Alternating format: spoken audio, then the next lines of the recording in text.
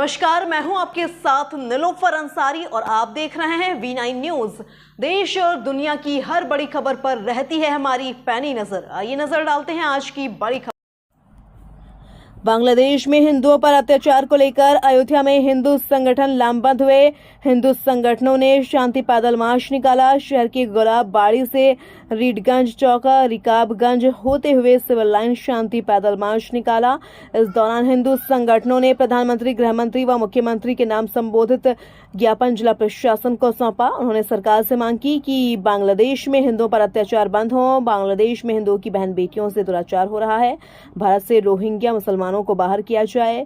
वहीं मित्र मंच प्रमुख शरद पाठक बाबा व युवा नेता यश पाठक ने बताया कि एक और कार सेवा की जरूरत है। सरकार बांग्लादेश के मामले पर नहीं करती हस्तक्षेप तो बुलाना पड़ेगा कार सेवकों को। रोहिंग्या मुसलमानों को निकालने के लिए एक और कार सेवा होगी।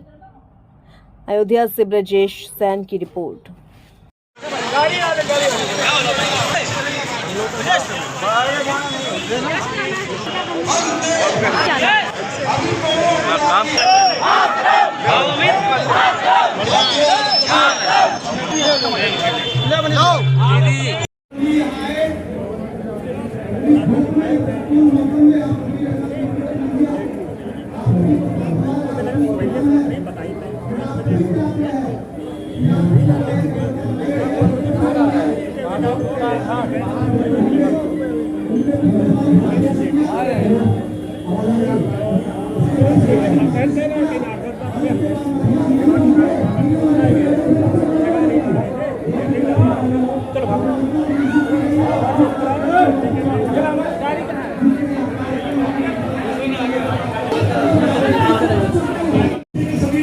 आगे बढ़ाओ, आगे बढ़ाओ भैया, जरा सा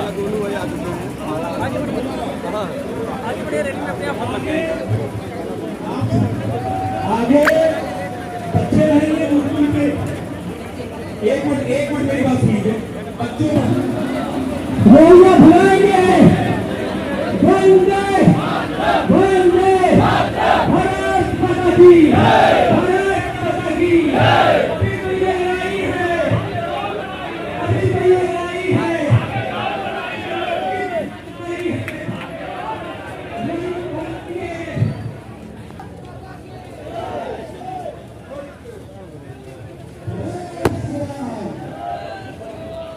इस देश में कोई स्थान नहीं है, उनको नहीं रहने दिया जाएगा, नहीं रहने दिया जाएगा, पूरे संगठन के साथ पहले नहीं रहने दिया जाएगा।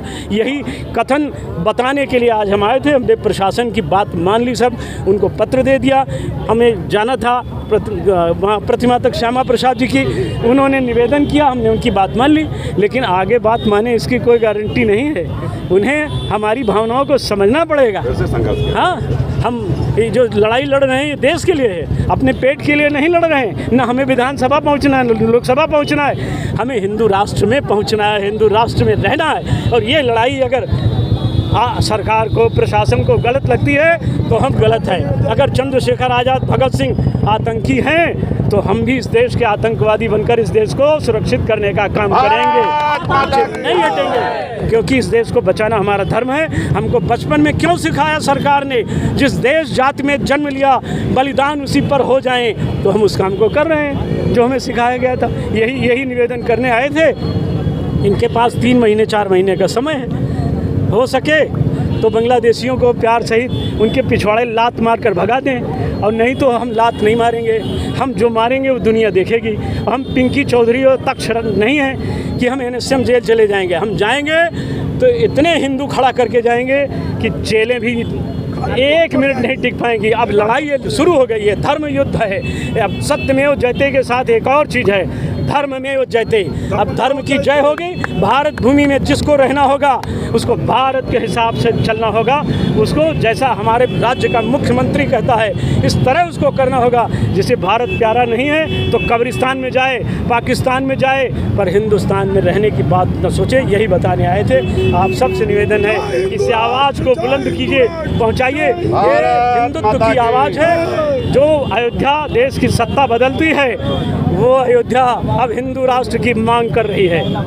भारत के सत्ताधीशों को सोचना होगा, 100 बार सोच लें। जिस अयोध्या ने 4-5 बार भाजपा को सत्ता दी है वो एक बार अपनी मांग कर रही है, भारत को हिंदू राष्ट्र बनाओ, रोहिंग्या और बांग्लादेशी कुत्ते और सियारों से इस देश को मुक्त कराएं।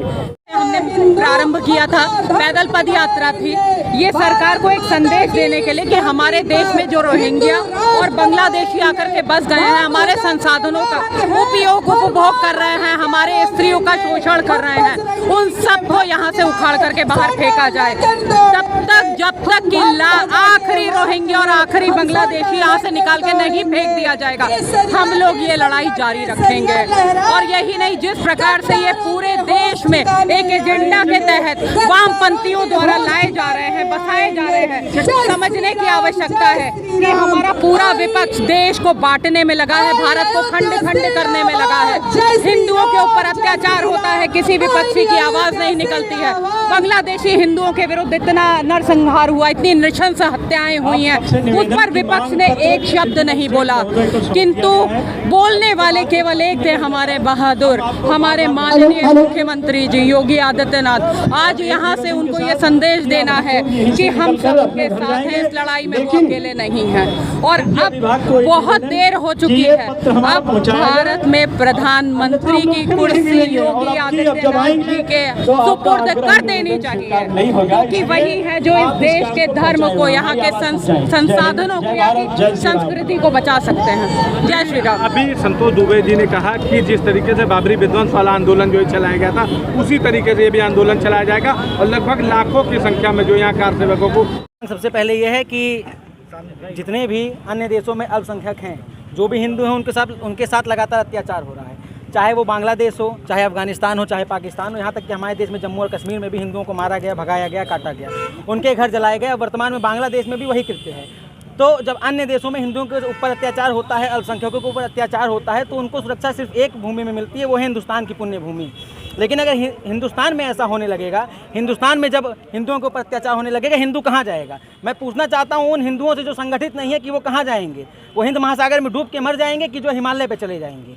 संगठित होने का समय आ गया है। यहाँ तक कि हमारे प्रदेश के यशस्वी मुख्यमंत्री परम पूजनीय योगी आदित्यनाथ जी ने भी ये कहा था कि बटोगे तो कटोगे। तो हमको ये सोचना चाहिए, हमको बटना नहीं है, हमको संगठित होकर रहना है, हमको एक होकर रहना है, एक सुर में हमको बोलना है, अपनी आवाज़ को सशक्त करना है और अपने आप को मजबूत बनाना है। इस प्रकार हम मैसेज ये देना चाहते हैं, जैसा कि मैं एक युवा हूँ और युवाओं से भी मेरा अनुरोध है कि भारत युवा देश है और हमारे भारत देश का भविष्य आगे युवा ही तय करेगा कि हमारा देश किस दिशा में जाएगा।